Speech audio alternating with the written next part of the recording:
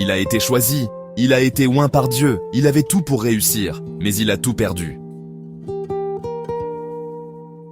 Voici l'histoire de Saül, le premier roi d'Israël, un homme appelé, mais dont la destinée a été brisée. Saül n'était pas un roi ordinaire, il n'a pas cherché le pouvoir, c'est Dieu qui l'a choisi. 1 Samuel 10, verset 1. Samuel prit une fiole d'huile qu'il répandit sur la tête de Saül. L'Éternel l'avait oint pour diriger son peuple. Il avait reçu l'onction, la faveur divine et le soutien du prophète Samuel.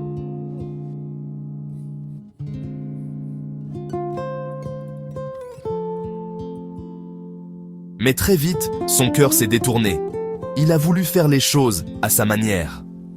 Dans 1 Samuel 13, il offre un sacrifice, sans attendre le prophète. Puis dans 1 Samuel 15, il épargne ce que Dieu avait ordonné de détruire. Tu as rejeté la parole de l'Éternel, et l'Éternel t'a rejeté comme roi. L'onction ne suffit pas, quand l'obéissance disparaît.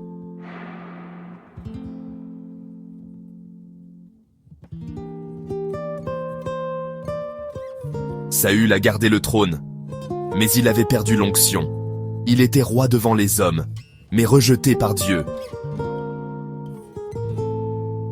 Pendant que lui tombait, un jeune berger se levait. David, celui que Dieu avait choisi, parce qu'il avait un cœur selon Dieu.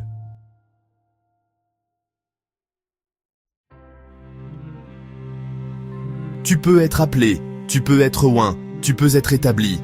Mais si tu n'écoutes plus la voix de Dieu, ta destinée peut s'arrêter en chemin. Dieu ne cherche pas des talents, il cherche des cœurs.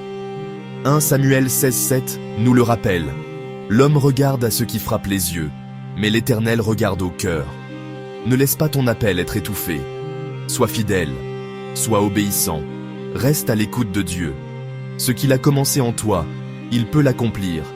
Mais tout commence par un cœur soumis à sa volonté.